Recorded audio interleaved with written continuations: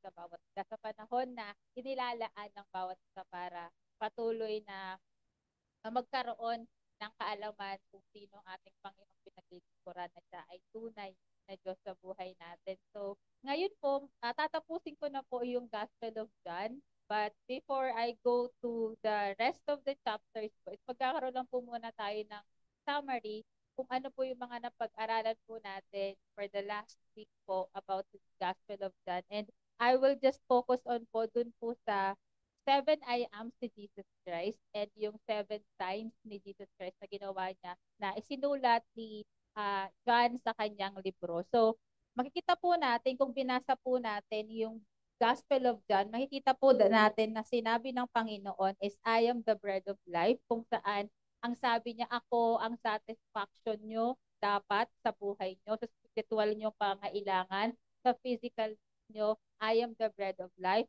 I am your satisfaction in your life. And the sunod po is, I am the light of the world.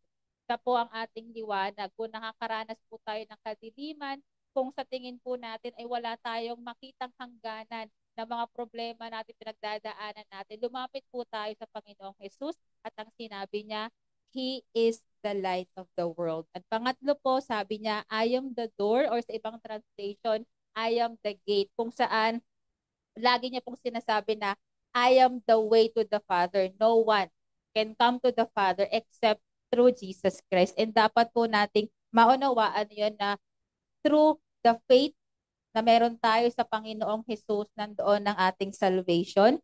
And pang-apat po, ang sabi is, I am the good shepherd. Hindi niya sinabi na I am your shepherd, but sinabi niya, I am the good shepherd. Kasi po, meron lang mga shepherd, but hindi sila good. Hindi sila yung kabutihan na meron ang Panginoong Jesus na ipinakita niya, na kaya niyang iwan yung 99 para lang hanapin ka, para lang kunin ka kung nasan ka, para lang i-rescue ka. Kaya ang sabi niya, I am the good shepherd, not only that I provide for your need, but I take care of your need, I protect you as my sheep. At sa dapat, kung siya po ang shepherd natin, our good shepherd, dapat po sumusunod tayo sa Ama. Sumusunod tayo because His sheep know His voice and dapat sumusunod tayo. And ang panglima po, ang sabi niya sa Gospel of John is, I am the resurrection and the life. We know po that when Jesus Christ died on the cross, it was the victory because He was resurrected after 3 days and in Him there is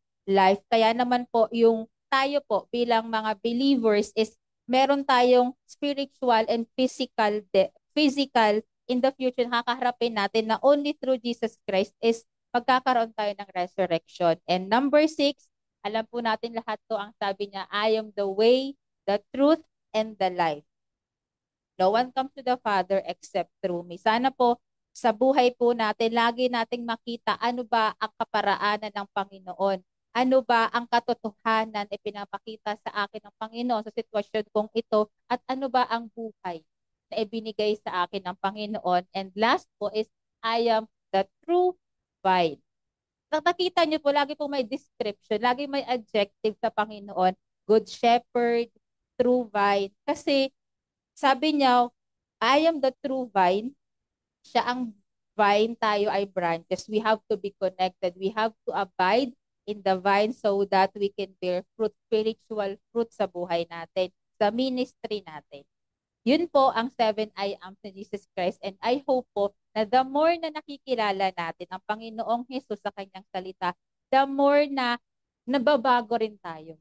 Kasi the more na nalalaman natin kung sino yung pinaglilingkuran natin, dapat po nag-create yun ng something sa buhay natin na, Lord, maraming salamat because of who you are.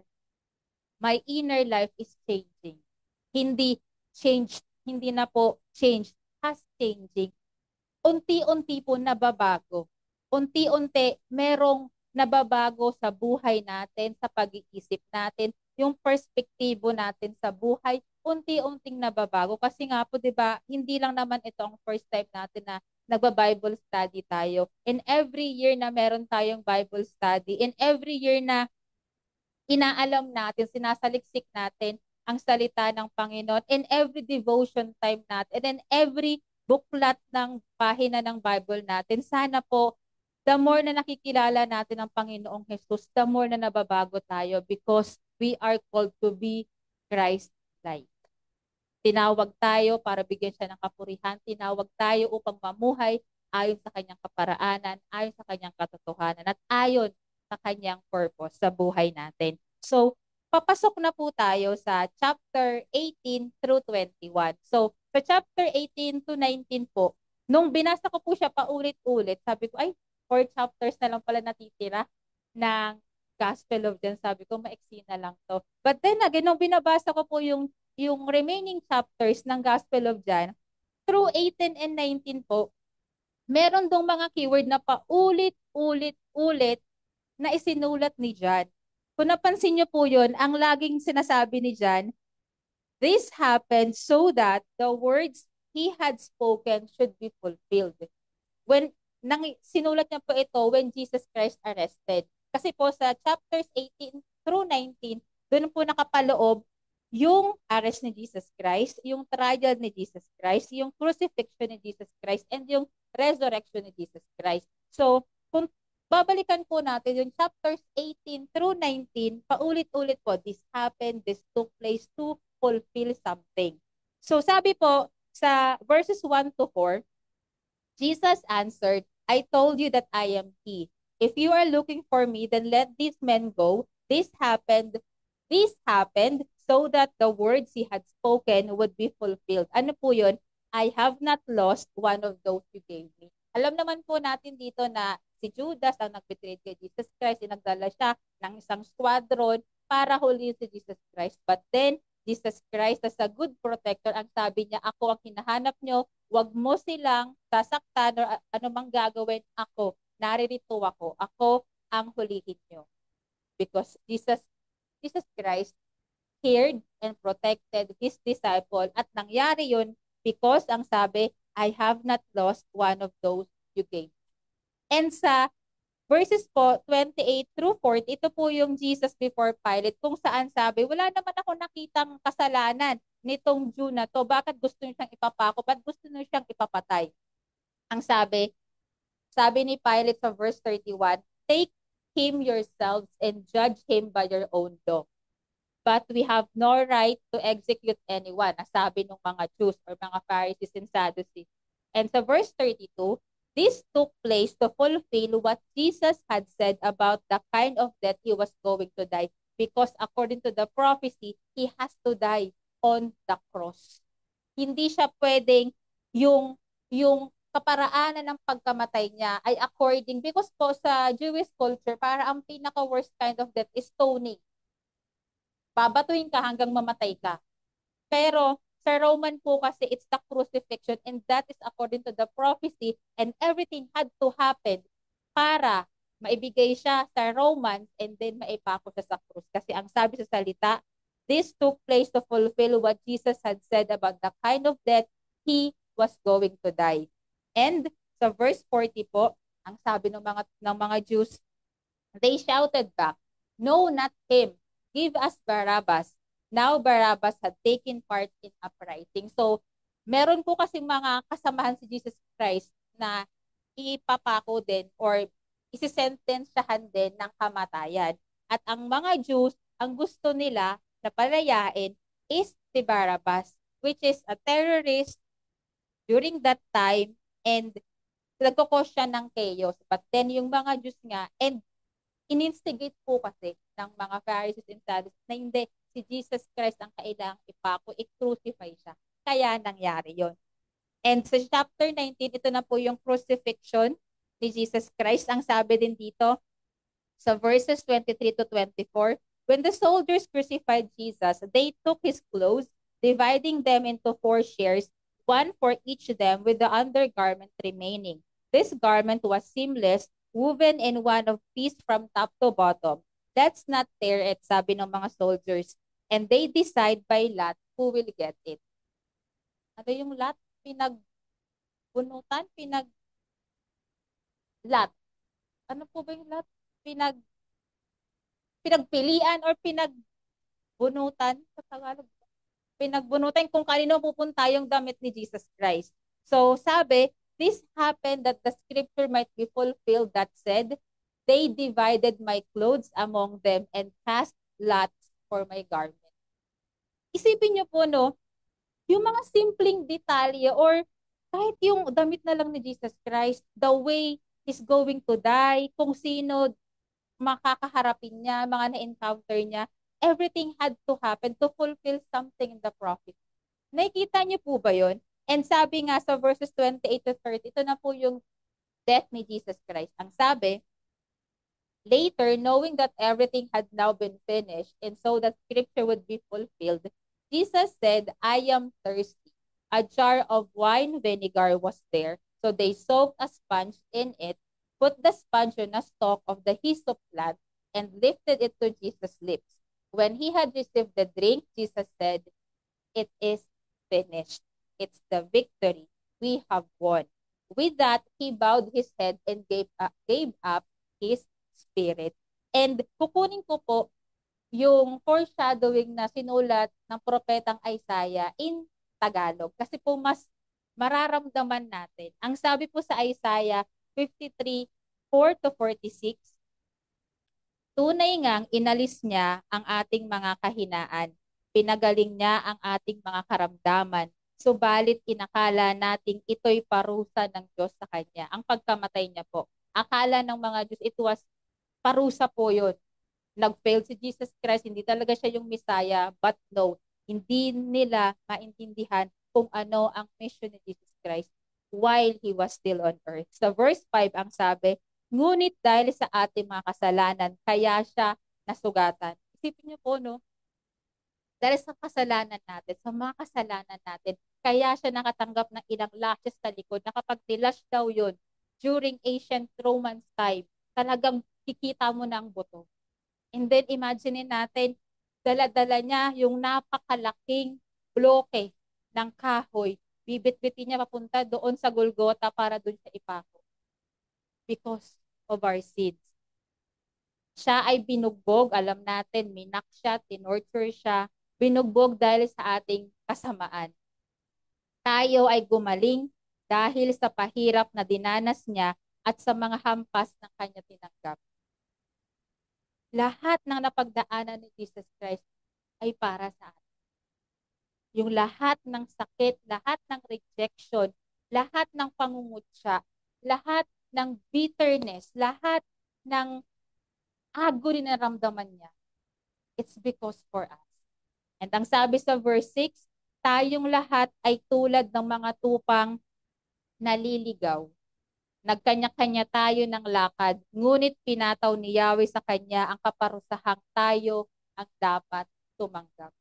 Sana po, no, the more na binabasa natin paulit-ulit, the crucifixion of Jesus Christ, His resurrection, His burial, yung pag-deny ni Peter, yung pag-betray ni Judas, sana po nakita natin na it's the proof and evidence na Jesus Christ really walked on earth 2,000 years plus ago. Na hindi lang dahil may pinag-aaralan tayo sa the history book, but no, Jesus Christ literally walked with people para tayo ay mailigtas. And kahit gaano pa po kami magsalita sa inyo na ito ang ginawa ng Panginoon, we have to have faith. Without the personal revelation na meron tayo, walang magiging epekto sa puso at espiritu natin kung ano ang ginawa ng Panginoong Jesus at kung sino siya sa buhay natin.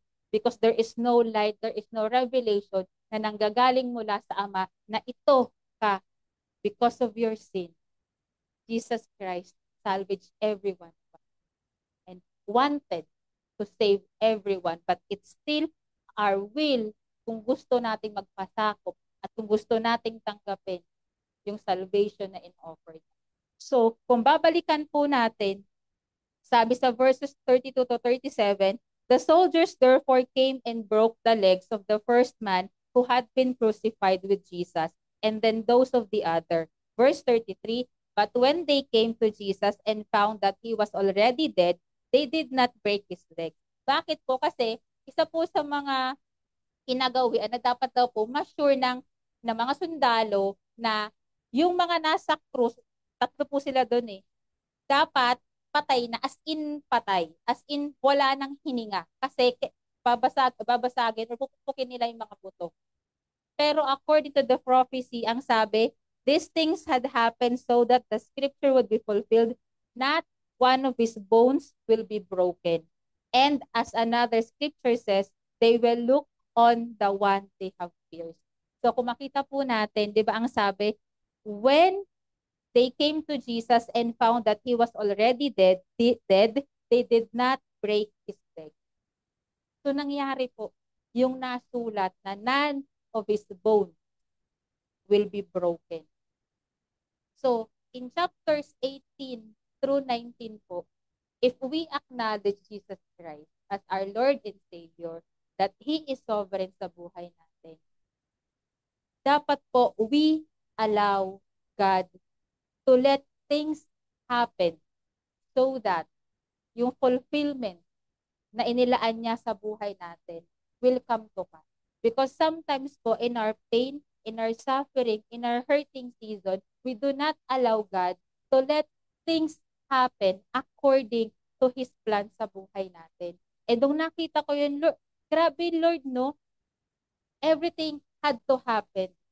Yung teachings ni Jesus Christ sa mga disciples niya, sa mga tao, yung miracles niya, yung buhay niya, yung pagkutsa sa kanya, yung crucifixion niya, even yung death niya and resurrection, lahat ng yun ay nakaplano because His mission was to die on the cross to give us salvation. And kung tayo rin po, kung may kailangan tayong pagdaanan na kahit Lord masakit, kahit mahirap, kahit ma-reject tayo, kahit ma-humiliate tayo sa harap ng ibang tao, if that is needed for that thing in my life to happen, Lord, let it be. Kahit mahirap, Lord, kung kailangan yon sa proseso ng buhay ko para lalo akong masanctify, to be set apart sa buhay ko, sa ministry na binigay mo sa akin, Lord, let it happen in my life because I know that your grace is enough and you will not give me more than I can handle. So, marami narinig po natin na hindi ko na kaya. No, kaya natin and kakayanin natin because the grace and the mercy and the kindness of God ay binigay sa atin. The more na nandyan pa, pinagdadaanan mo pa, ibig sabihin, sapat pa ang habag ng Panginoon. At kapag when you are in the breaking point na, alam ng Panginoon kung kailan siya mag-intervene. Alam ng Panginoon kung kailan niya tayo ilalagay sa kanyang mga arms, sa kanyang mga bisig, kukup-kupin because He knows everything sa buhay natin. So sana po i-allow natin ang Panginoon na Lord, let the things in my life happen so that the things that you have planned in my life would be fulfilled. Masakit po hingiin yun. It takes courage and boldness na hingiin yun because we will face painful experiences, suffering. Pero hindi naman po lagi ganun. Kasi bibigyan tayo ng Panginoon ng grace para tumawa, grace para magpahinga, grace para huminga ka lang ng malalim, nandoon ang grasya ng Panginoon. But sana, kapag binasa natin ang salita ng Panginoon, magkaroon tayo ng courage. Kasi alam niyo po, nung dininay ni Peter si Jesus Christ, sino pong di matatakot na yung master nyo, kinuha, ikukulong, and then alam ng mga tao na disipulo kayo, na tagasunod din ni Jesus Christ. So may threat sa buhay nila. Sinong di matatakot? Alam niyo po, nakita ko, siguro Lord, it is not the faith of Peter that failed. Nandun yung pananampalataya. But yung courage, the boldness, yung courage niya, baka dun siya natakot na hindi ko kayang protektahan ang sarili. Nawala na yung master namin, yung teacher namin na poprotekta sa amin. Yun ang naging personal revelation sa akin. Sometimes it's not the faith that fails us. Di ba nga sabi ni Jesus Christ, Peter, I have prayed for you so that your faith won't fail you. But sometimes it's our courage within us, our strength within us, that fails. Bakit po? Because we do not acknowledge that the power of God, the same power that rose Jesus Christ from the dead, is the power that is in us.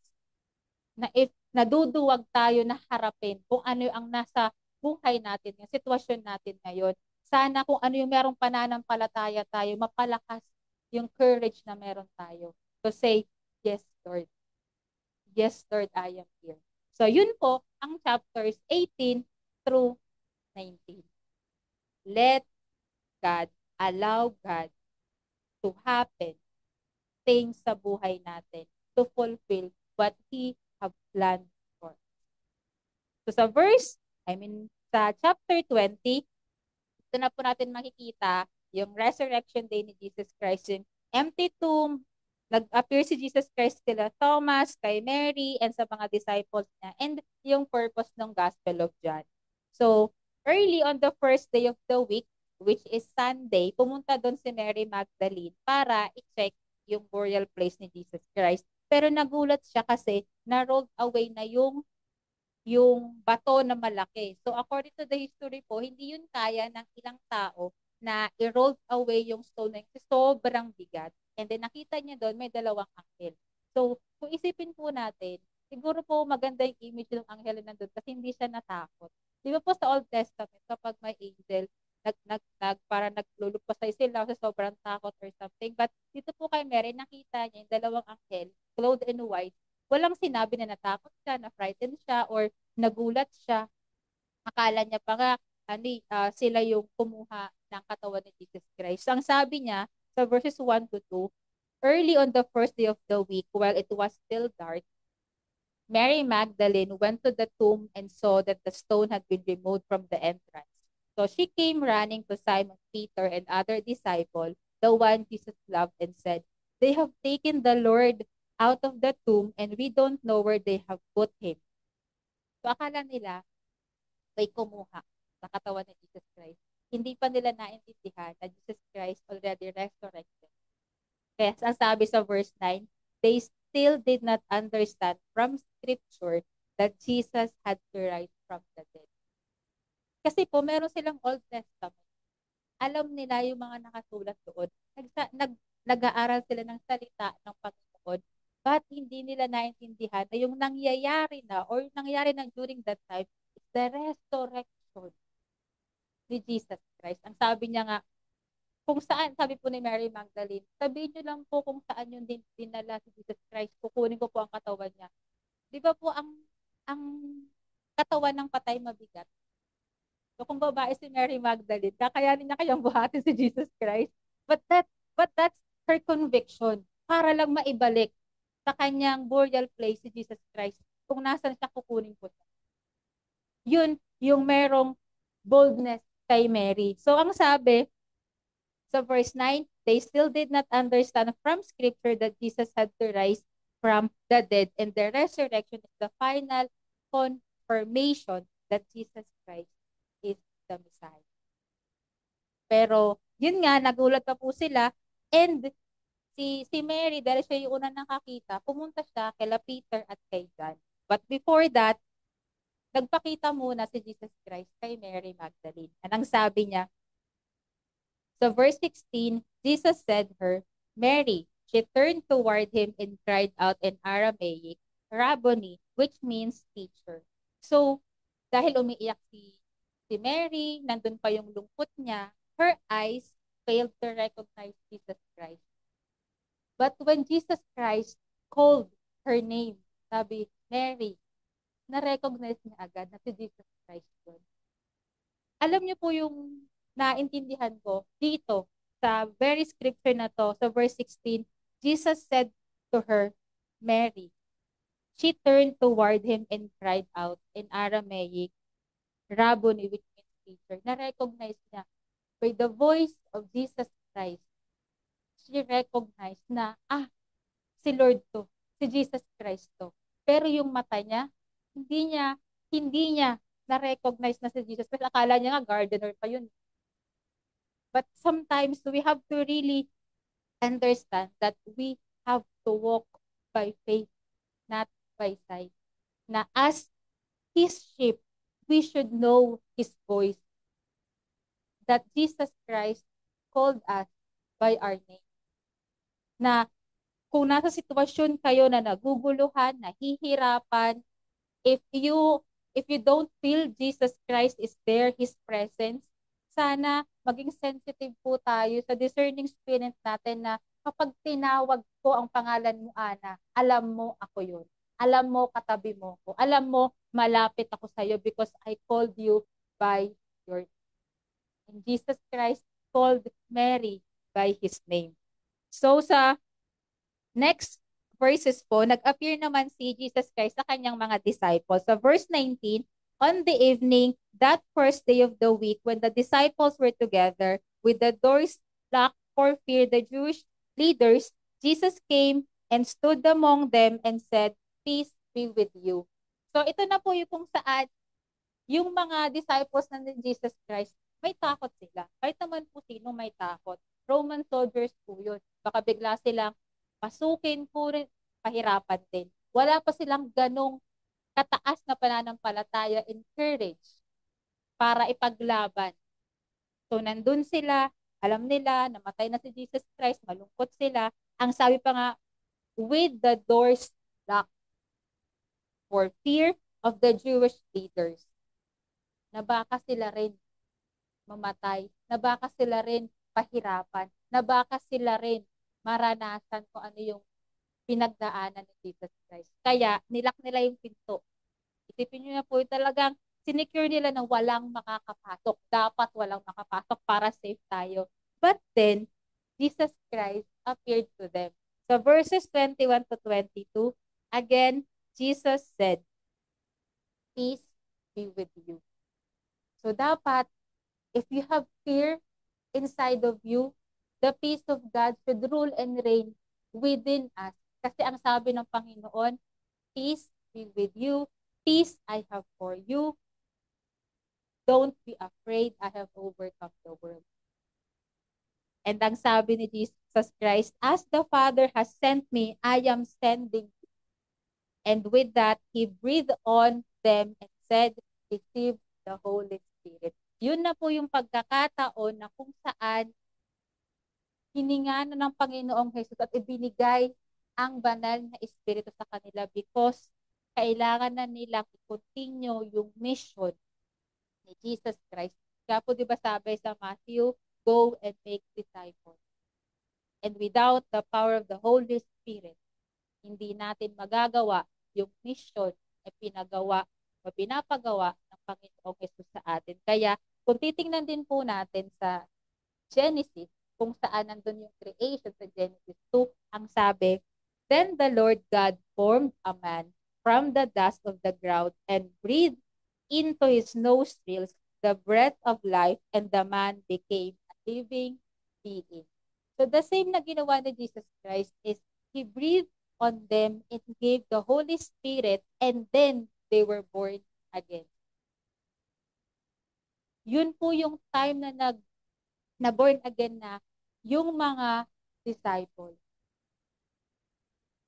Kaya, kung titingnan natin sa mga scriptures, naroroon po yung mga tanong na kailangan nating maunawaan. Tuwing tayo ay nagsasaliksik sa Panginoon because they receive the same Holy Spirit na naroon kay Jesus.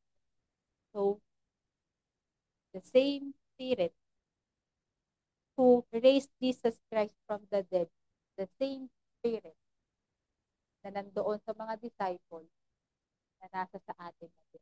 Sabi nga po ni Pastor Grace sa retreat namin, paulit-ulit niyang sinabi na we are powerful because the same power that rose Jesus Christ from the dead is within. It's the same power that works in.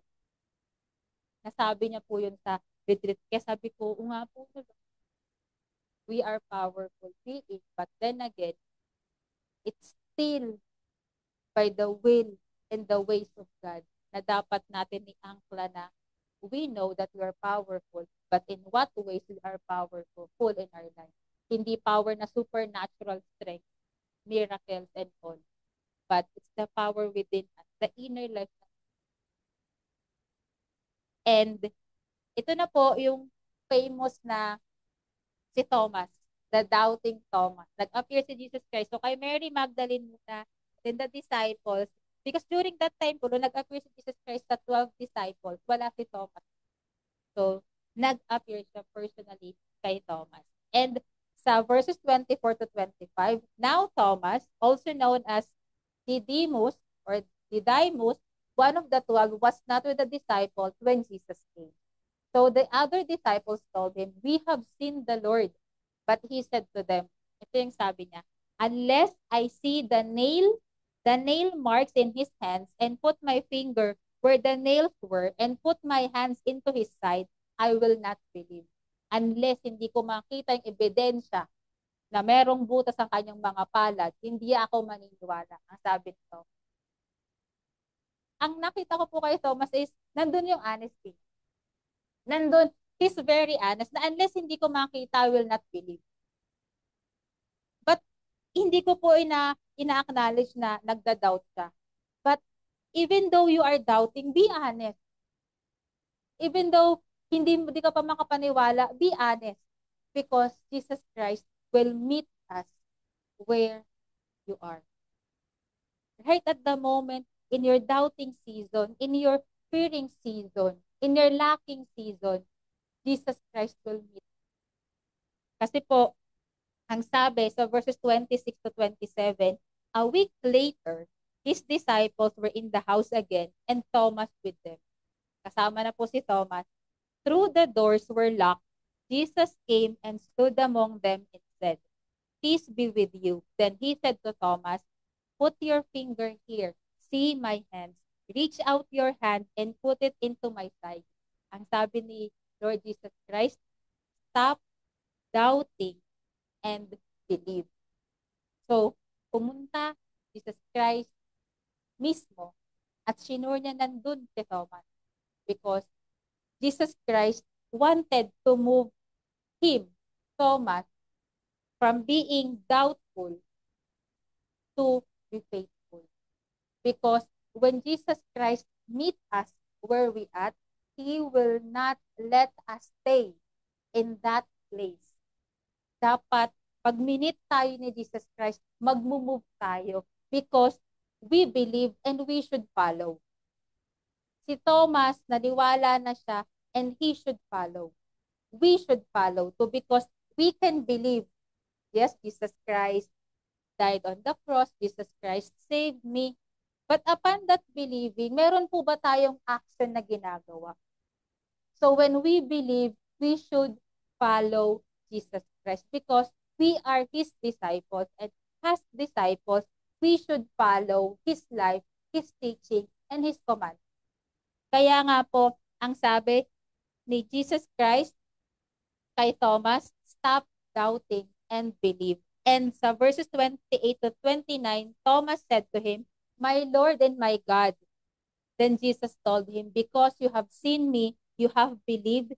Blessed are those who have not seen and yet have believed." So, kung makikita po natin yung buhay ni Thomas after the resurrection of Jesus Christ, nandoon yung honesty niya na nagda-doubt ako. May doubt pa ako. But then, when Jesus Christ had an encounter with him, personal encounter with him, ipinakita niya yung first sa hands niya, ang sabi ni Jesus Christ, believe. Stop doubting and believe. So, dapat din po tayo, kung gaano tayo ka-honest sa nararamdaman natin sa Panginoong Jesus, dapat ganun din po tayo ka-honest sa buhay natin kung paano tayo sumunod sa Panginoong Jesus, kung paano tayo namumuhay, kung paano tayo nagsasalita, kung paano tayo nag-iisip, kung paano tayo sa trabaho. Dapat everything na ginagawa natin sa buhay natin is a reflection of what Jesus Christ is doing in our life. Dapat nakikita po sa buhay natin. So, sa encounter ni Thomas, si Jesus Christ conquered his unbelief. Because Thomas declared na, "My Lord and my God." My Lord and my God. He acknowledged that. So, sa verses 30 to 31 na po. Ito na po yung purpose. Bakit isinulat ni John yung gospel? Ang sabi po sa Amplified, there are also many other signs attesting miracles that Jesus performed in the presence of the disciples, which are not written in this book. So, napakarami pa pong ginawa ni Jesus Christ na hindi na naisulat sa Bible. Kasi kung naisulat po siguro yun, kulang ang isang Biblia, kulang ang libo-libong pages para maitala lahat ng ginawa ni Jesus Christ. But, ang sabi, which are not written in this book, but these have been written, yung mga nabasa natin sa Bible, yung life ni Jesus Christ, yung ministry niya, yung death and resurrection niya, these have written so that you may believe with a deep, abiding trust that Jesus is the Christ, the Messiah, the Anointed, the Son of God, and that by believing and trusting in and relying on Him, you may have life. So, sana po sa mga nabasa natin, meron na ng portion ng unbelief ng buhay natin na nagpakilala si Jesus Christ, yung 7 I ams niya, and yung miracles niya, and yung life niya, and yung teachings niya. Sana po meron nang nabuksan na yung unbelief natin. Nandun na tayo sa part na, Lord, I am believing and now I am following you. Because let us not just stay on believing, but let's act on what we believe sa Panginoon. Because through obedience and action, na-activate yung faith natin, napapalakas yung pananampalataya natin because doon nasusubok yung pananampalataya natin sa pagsunod natin kahit mahirap, kahit masakit, kahit nakakahiya, kahit nakakapagod, doon nasusubok ang pananampalataya natin. And yung 7 signs na binigay din ni John is yung water into wine, healing the nobleman's son, healing at the pool of Bethesda, feeding the 5,000. Jesus walks on water, which is napag-aralan po natin, healing on the man born blind, and Lazarus raised from the dead. So these were greatest sign na naisulat sa Bible through the life of Jesus Christ, but the very great sign na ipinakita sa salita ng Panginoon is the death and resurrection of Jesus Christ. So, kailangan po nating i-accept. We have to accept and we have to believe and we have to move kung ano yung ibinibigay na katuruan ng Panginoon para sa atin. And sa chapter 21 po, it is about the ministry of Jesus Christ. Nakita ko po kasi is yung unang part ng chapter 21 is sila Peter nangingisda, and yung sa last part is about sa shepherding na ihinabili na ng Panginoong Jesus kay Peter. So, sabi po sa verses 1 to 3, afterward, Jesus appeared again on his disciples by the Sea of Galilee. It happened this way. So, dinescribe po ni John. Simon Peter, Thomas, Nathanael from Cana in Galilee, the sons of Zebedee, and 2 other disciples were together. Ang sabi ni Simon Peter, I am going out to fish. And told them, and they said, we'll go with you, sabi ng mga kasamahan niya. So they went out and got into the boat, but that night they caught nothing. Kung babalikan po natin, ang context po nito is sinabi ni Jesus Christ na pumunta kayo sa Galilee. It was Jesus Christ who instructed them. Ang sabi niya pa kay Mary, sabi rin ng mga angels, pumunta kayo sa Galilee dahil nandun si Jesus Christ. He has risen and He will meet you there. Just as He have told you. So, pinapunta ng Panginoong Jesus yung kanyang mga disciples niya. Pero hindi niya sinabi na mangisda sila. Ang sabi niya lang, meet me there in Galilee. And sometimes po, may direction si Lord sa atin. Hindi siya specific. And sometimes, kung hindi natin alam ang gagawin natin, we go back to our original way. Because yun yung alam natin gagawin. Just like Peter and the disciples, they went back to their old ways, which is, di ba po, fisherman sila. And after Jesus Christ called them, sabi niya, now you will be fishers of men. And bumalik sila sa pangingisda. Siguro po dahil nagugutom na sila kasi po Sabi sa history, parang kung maglalakad daw po, simula doon sa burial place, doon sa lugar nila, kung nasaan yung mga disciples, up to Galilee, parang 30 hours daw po ata silang maglalakad. So, kung after ng resurrection, nung Sunday na yon, and ang sabi ni Jesus Christ, meet me sa Galilee. So, kailangan na nilang maglakad. So, 30 hours yun kasi wala na po silang kabayo, wala silang grab car, wala silang any transportation, kundi maglakad. So, 30 hours daw po yung approximate time kung maglalakad yung mga disciples. So, siguro po, pagdating nila doon, wala pa si Jesus Christ, naghihintay pa sila. Parang nagutom sila or something, or kailangan nilang may gawin, nag-fish sila. Though hindi lang instruction ng Panginoon. Ang sabi lang, meet in Galilee. And nandun sila sa Sea of Galilee. And then nag-fish sila.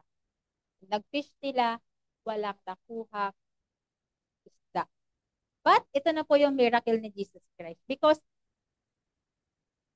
hindi naman po natin masisisi yung mga disciples na lagi ng tama ang gagawin nila. Tayo po ba, every time po ba na may instruction ng Panginoon, on the spot, tama yung gagawin natin? Through our mistake, Jesus Christ works through His grace. Pinapakita niya sa atin na hindi dapat na ginawa mo, hindi dapat yung naging decision mo, dapat hinintay mo muna ako, dapat narinig mo muna ako, kasi hindi ko naman natago sa iyo yung mga salita ko. So, wag po nating i-judge yung mga disciples na lagi na lang mali ang ginagawa nila, binetray, dininay. Kung titinan nga rin po natin, sarili natin, ganun din naman tayo kay Jesus. Kasi nga po, malala pa yung ginagawa natin sa Panginoon. So, ang sabi ni Jesus Christ, meet me in Galilee. Kung titignan po natin, doon din po nangyari sa lugar na yun, tinawag niya yung first disciples. Sila Peter, si Andrew, sila John, si James.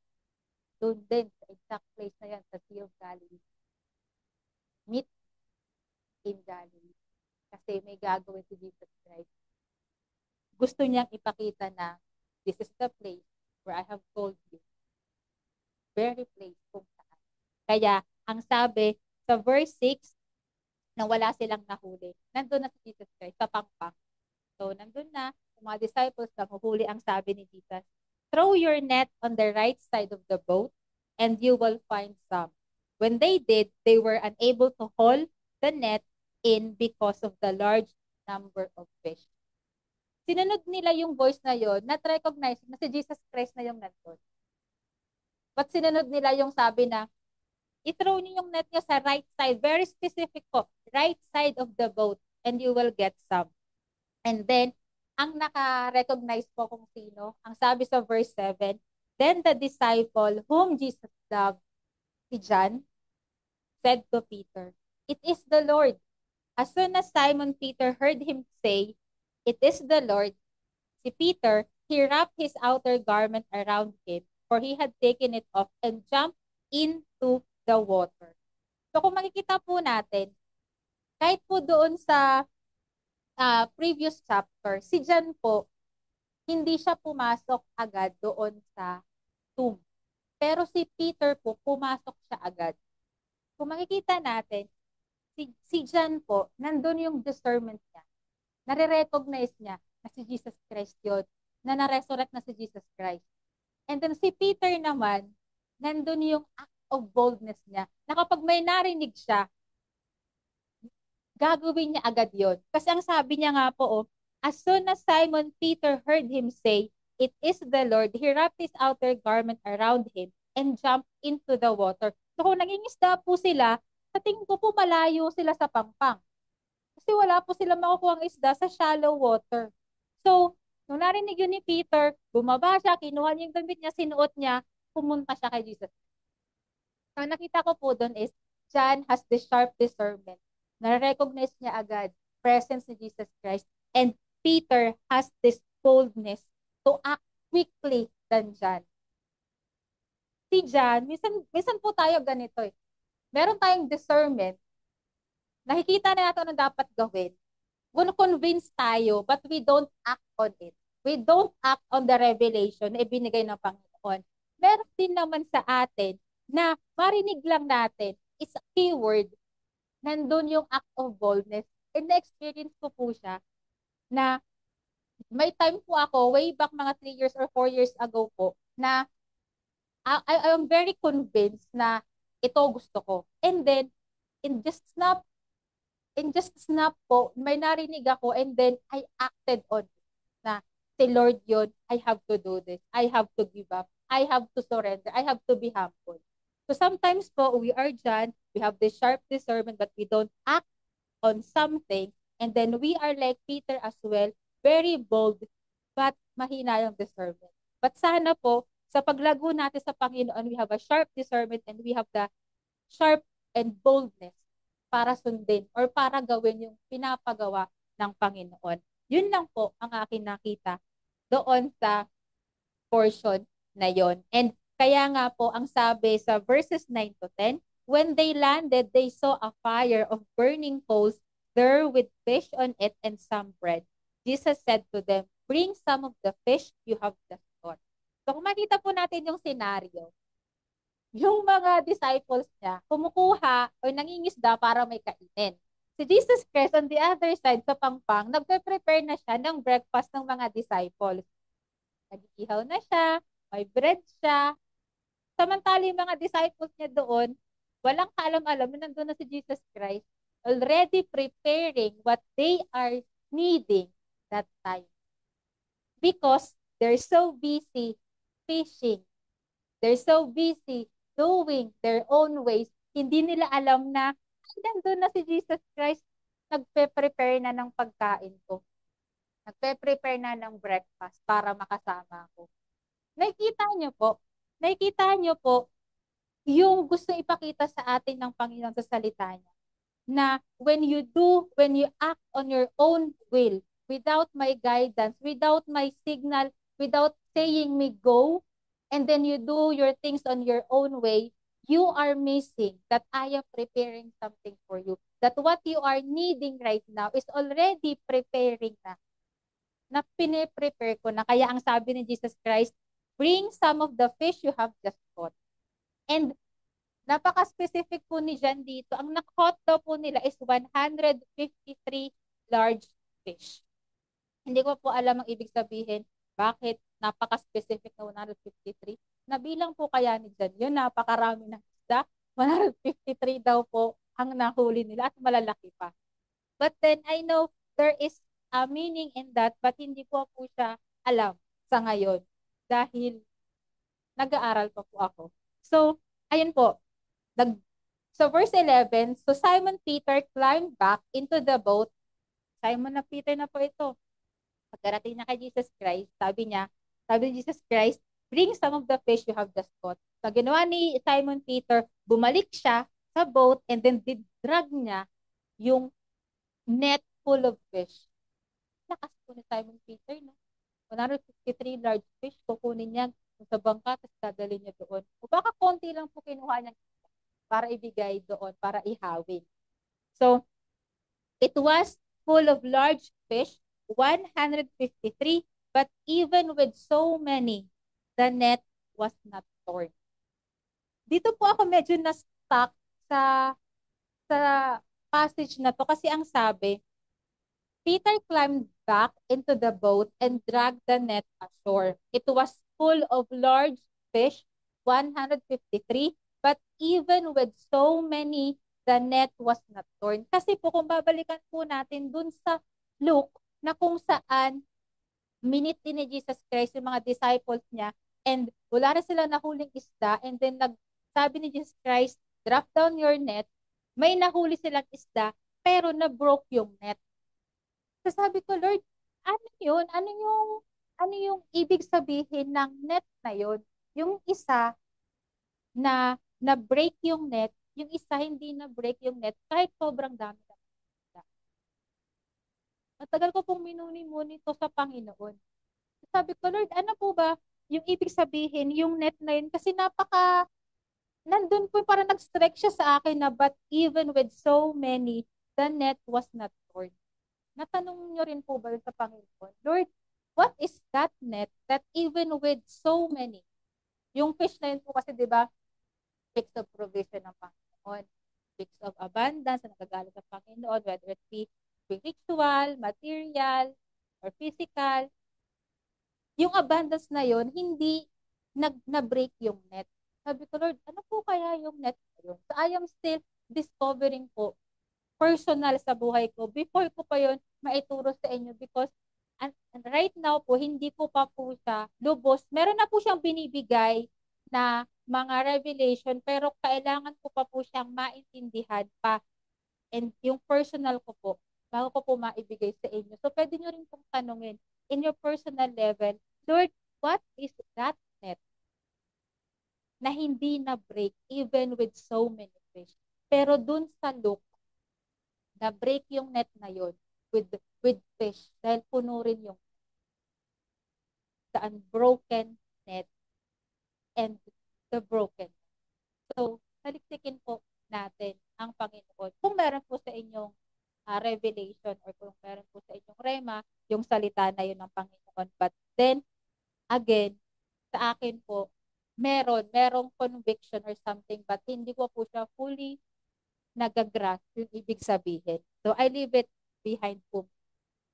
So, ayun po. And then, sa verses 12, ang sabi, Jesus said to them, "Come and have breakfast." None of the disciples asked him, "Who are you?" They knew it was the Lord. Jesus came, took the bread, and gave it to them, and did the same with the fish. This was now the third time Jesus appeared on his disciples after he was raised from the dead. So makita natin na because of the miracle, or of the miracle of the great God, yung mga disciples na-recognize nila na si Jesus Christ yun. Eh, what if walang miracles? What if walang sign? Marirecognize pa rin kaya nila si Jesus Christ na siya na yung very person na iniintay nila dun sa Galilee? And when we look at ourselves,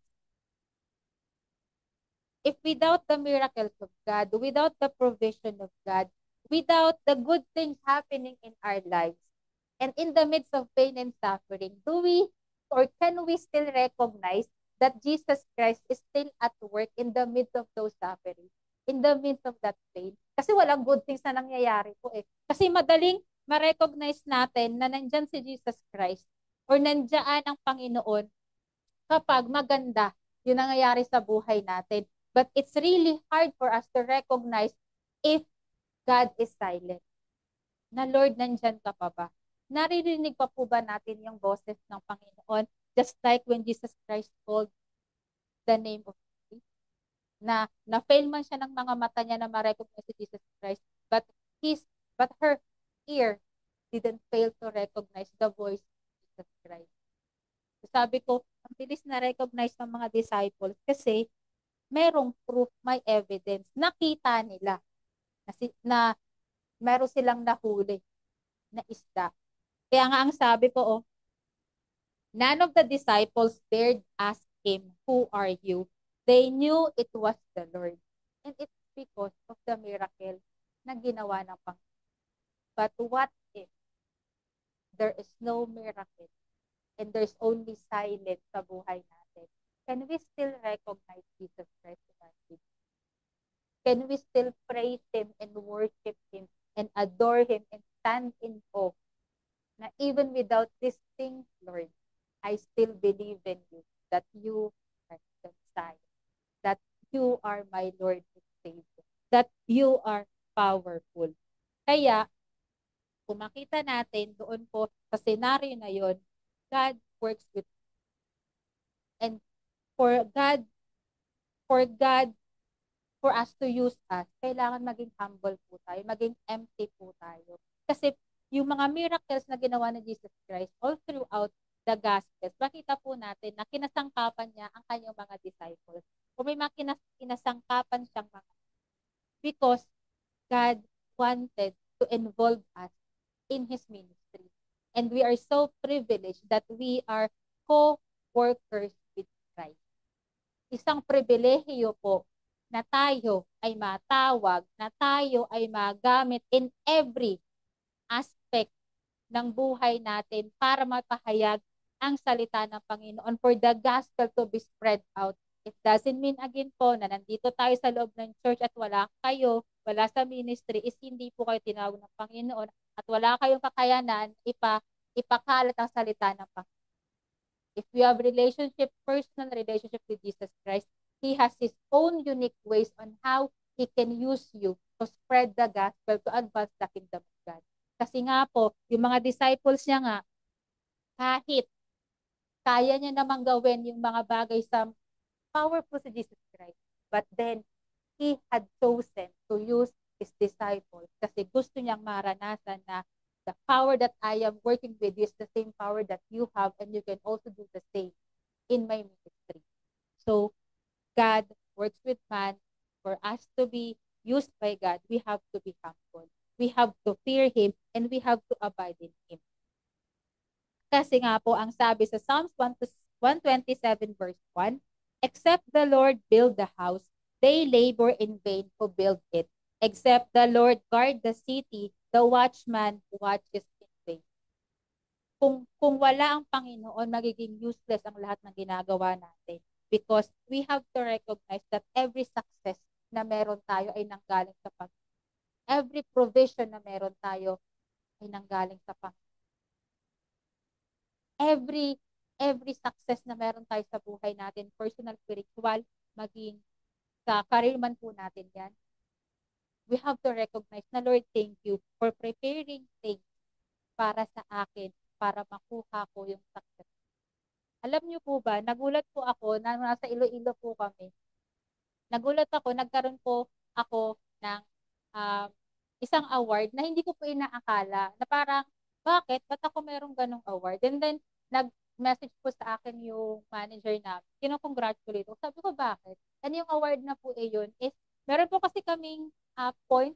Alam ko, pero din po sa ibang mga company na yung award points na yun, like Diamond Award po, yun po yung pinakamataas, is mako-convert mo into shopping free, ganon. So, meron po kaming app sa work po namin kung saan yung points na yon ay mako-convert para makapag-shop ako. Eh, may mga ina-eye po ako na gusto kong bilhin. Pero sabi ko, wag muna. And then, nagulat ako, is worth 7,000 po siya. So, sabi ko, hala, ang laki.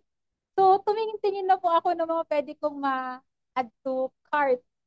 So, ang mga na-add to cart ko po is puro pang kitchenware. So, mga na-add to cart. Sabi ko lang, ang galing. Parang, hindi mo siya ina-expect. You are just doing your work sa trabaho mo and people recognize you without knowing it na, ay, nakikita nila yung ginagawa. So, sabi ko, thank you, Lord, because while I am doing my work, God is preparing something for me to reward. Sabi ko, Lord, thank you. Nakaka-bless lang. Kasi in the moment na akala mo, kulang na yung provision mo, God provide. God always make a way. And we just have to be very sensitive and acknowledge na, Lord, thank you. Thank you for the provision. And hindi ko po pinrovide opportunity na yun na kailangan ma-recognize ako. Kailangan alam ng mga boss ko na ganito ako magtrabaho, na kailangan pabibo ako. No, I didn't do any of those po. Sabi nga po ng isang manager ko, hindi nga yung nagpaparamdam si Bill eh. Kahit sa chat. Alam niyo po yung hindi ko na kailangan magpabida. Kasi, ganun po talaga kasi ako. Ayoko po kasi pinapansin ako sa work ko, ayoko napapansin ako kung ano yung ginagawa ko. Kasi mas nagiging conscious na pressure po ako. So, mas gusto ko nag-work ako na walang nakatingin. Mas doon ko po na-utilize yung skills ko kesa yung merong naka-monitor sa'yo, hindi po ako komportable. So, doon po, yung I didn't create the opportunity to be rewarded, to be recognized, but behind me, behind the curtain, God is doing things for me to be recognized. Kaya, yung mga bagay po na akala nyo you are working in vain, just wait and God is working behind the curtain for you to be recognized. Kahit saan mang aspeto ng buhay natin, mapa-ministry, sa work, sa family, personal, love life, kahit saan po. If you think that you are doing things in vain, Lord, nire-recognize kita, and you think na, Lord, siguro useless ako. No, God is preparing something for you because He wants to reward you. As long as your heart is genuine before God. So, yun po yun. And then, Yung last na po na verse na pag-aaralan natin is when Jesus Christ asked Peter three. It is parallel din po kung saan uh, Peter denied Jesus Christ 3 times din. Kung mapapansin niyo po, habang kumakain ng breakfast sila, Jesus Christ and the disciples niya, nagkaroon siya ng private conversation kay Peter. Nandun yung tinanong na, Peter, do you love me? 3 beses po yun. Sa chart po habang nag-warm sila. And kung babalikan po natin, when the time Peter denied Jesus Christ, nandun din po siya, nagpapainit. May charcoal din po yun na, di ba po pag malamig po, kasi during that time, parang madaling araw po ata yun. So, nagpapalamig si Peter and then may nakarecognize sa kanya na, uy, isa ka na sa mga disciples si Jesus Christ. Sabi niya, hindi ako yun. So, same scenario. Nakita niya po, same place sa Galilee. Same scenario, tinanong ni Jesus Christ, Peter, do you love me? And nung pangatlong tanong na ni Jesus Christ, nasaktan si Peter. Nasaktan si Peter. Kasi bakit paulit-ulit ni Jesus Christ, tinatanong niya ako kung mahal. Kung mahal ko siya. Sabi po sa verses, when they had finished eating, Jesus said to Simon Peter, Simon, son of Jonah, son of John, do you love me more than this? Yes, Lord, he said, you know that I love you. Jesus said, feed my lamb. Yun yung unang instruction ni Jesus Christ. Again, Jesus said, Simon, son of John, do you love me? He answered, yes, Lord, and you know that I love you.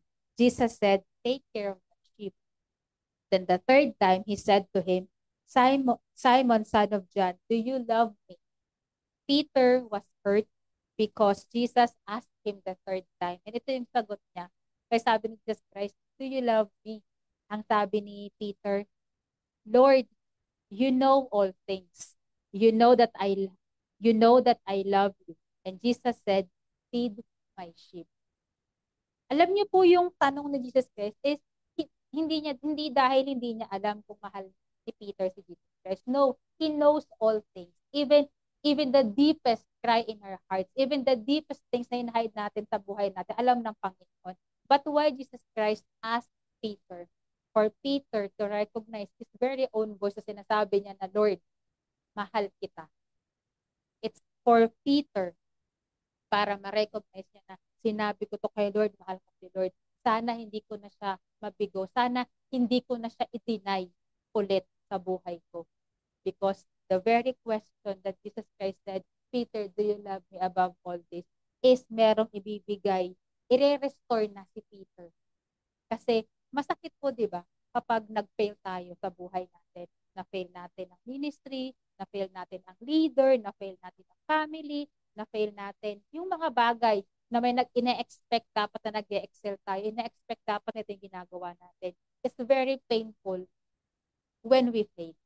But there is no amount of failure that Jesus Christ cannot be redeemed. Kaya ginawa niya yung kay Peter. Tinanong niya, Peter, do you love me? Because behind this question, I will restore you. I will redeem you because I have a great plan for you to be carried out my mission. Di ba nga po, di ba sabi, upon this rock, I will build my church. Kaya, sabi ni Peter, Lord, you know all things. You know that I love you. Totoo naman po, di ba? Mahal natin ang Panginoon. But saan po aabot ang pagmamahal natin? Kung lagi lang natin sasabihin na, Lord, I love you. Saan aabot? Kaya, ang instruction ni Jesus Christ kay Peter is, take care of my sheep, feed my sheep. Kasi po, there is a responsibility when we say that we love God. There is an expectation because with that, our faith will be built. Our faith will be higher and stronger. Kaya nga po, yung question ni Jesus Christ na, do you love me? Pag tinanong tayo ng Panginoong Jesus, right now, do you love me? At saan aabot ang pagmamahal mo sa akin? Ano ang kaya mong gawin para sa akin? Because Peter, binigay na ng Panginoon na feed my sheep. Na he have to disciple, yung mission to evangelize people. Kasi nga po, di ba sa Matthew 28:18-19, ito po yung final instruction ni Jesus Christ bago siya mag-ascend. Bago siya pumunta sa sa Panginoong Ama. Ang sabi niya, all authority in heaven and on earth has been given to me. Therefore, go and make disciples of all nations, baptizing them in the name of the Father and of the Son and of the Holy Spirit, and teaching them to obey everything I have commanded you. And surely I am with you always to the very end of the age. Not only we have to believe, but we have to follow what Jesus Christ instructed to go and make disciples of all nations. And, ang sabi, teaching them to obey everything. Kaya niya tinanong si Peter. Kasi si Peter yung magiging leader ng disciples kasi mag-ascend na si Jesus Christ. And i-carry out na nila yung mission na iniwan ni Jesus Christ para ipagpatuloy dito sa mundo. Kaya, sabi ni Jesus, do you love me? Because when you love me, you have to sacrifice. When you are a shepherd to your sheep, when you're a pastor, when you are a leader, when you are an evangelist, when you are a prophet, you have to sacrifice and you will face painful things and suffering para sa mga para sa mga members mo, para sa mga sheep mo, para sa flock. You have to feed them. You have to take care of them. You have to tend them. Kaya, ganun na lamang po, dapat tayo makita yung kaimportansya ng mission na ginagawa ni Pastora Grace. Because she is our shepherd. Pinapangalagaan niya tayo, inaalagaan niya tayo, pinapalaki niya tayo. Sinusuplayan niya tayo ng mga katuruan. And that is all because of Jesus Christ and because of her life. Because of her worship. Because of His sacrifices. Yung mga painful experiences niya, kaya meron siyang ipinibigay sa atin. Because that's how she loves God, is to take care of the sheep. Kaya kahit man po marami siya napupuntang lugar na ayaw niya na, but then when God said, go, go. Kasi doon aabot ang pagmamahal. Doon aabot ang pagmamahal niya. Not only we say, but we should act. Kaya po, sa atin, sa ministry, sa church, sa family natin sa CRCM, ay ito po dapat ang kailangan natin gawin. So si Peter, nakita niya si John, ang sabi niya, kasi po sinabi ni Jesus Christ din kung paano mamamatay si Peter. And then, nakita niya si John, paano po sa Lord si John? Ang sabi niya, when Peter saw him, he asked, Lord, what about him? Jesus answered, if I want him to remain alive until I return, what is that to you? You must follow me. And there should be no competition inside the church, inside our family. Kasi po 'di ba, sa ibang gospels din po, nagtanong sila diyan kung pwedeng silang maupo sa right hand ni Jesus Christ. Sabi ni Jesus Christ, kaya mo bang inumin yung cup na meron? Because nagkakaroon sila ng rivalry kung sino ang paborito, kung sino ang mas close kay Jesus Christ, kung sino yung mas nagagamit ng maigi. And then, ang sabi ni Jesus Christ, ang sabi niya, what is that to you? You must follow me. So you should be focusing on your personal walk with God, on how you are following God, not minding other people's business. And there should be no competition. And that's how we should operate inside our church, with love, with unity, with respect sa bawat isa. Kaya nga po, kailangan nating maunawaan na we are not in competition sa family natin sa CRC. We are competing against ourselves, against our flesh, against what is within. But with other people, don't exert your effort and your strength to compete with one another because you will only left frustrated whenever you compete yourself to others. Kaya, sana po, matutunan po natin yon. And kahit naman po anong gawin natin, nakikita ng Panginoon yung puso natin. Kung gaano ka-sincere and genuine yung puso natin every time na sinusunod natin ang Panginoon. Every time na meron tayong sinusurrender sa Panginoon. Every time na lumalapit ka sa Kanya and you are honest na, Lord, I am hurting so much. Hindi ko na kaya. As long as God is seeing your genuine heart, He acknowledges you, and Jesus Christ will meet you where you at, but He will not allow you to stay where you are. Because not only by believing, but we should be following Him. By following Him, our faith will be strong enough to continue to follow Jesus Christ para patuloy tayo nagamit sa buhay niya. And with that po, maraming salamat and thank you po sa lahat na nakatapos. Tapos na po tayo sa 4 Gospels sa Matthew, Luke, Mark, and John. And next week po, sisimula na po tayo sa Book of Acts. So, Pastor Julius po will be preaching the first chapters of Acts, and magbasahin po natin yan because doon na po nag-start yung ministry ng mga disciple ni Jesus Christ. So, maraming salamat po. Lord, we thank you for wonderful things in your law, O God. We thank you, O God, that you continue to reveal yourself in us and through us. Lord, right at this moment, O God, Lord, take me back to our Galilee. Take me back to where you have first called us, O God, and restore to us the joy of your salvation, of our salvation, Panginoon. Lord, ibalik mo, Panginoon. Restore to us the joy of our salvation, O God. Lord, and here I am. Here we are, O God. Not only believing, but we want to follow you. Send us, O God. And help us to be willing, Panginoon, to do your will, O God. Lord, thank you for giving your Son, Jesus Christ, for us, O God. And thank you for raising Jesus Christ from the dead. Thank you for His resurrection, Panginoon. Thank you for who He is sa buhay namin, O God. Thank you, O God, that He is our bread of life, that He is the light of this world, O God, that He is our Alpha and Omega, that He is, Panginoon, the only way through you, O God. Lord, maraming salamat for He is the way, the truth, and the life sa buhay namin. Panginoon, maraming salamat dahil meron kaming babalikang naisulat for us to continue to believe and have faith, O God. Panginoon, continue to humble us and continue to work in our lives, O God.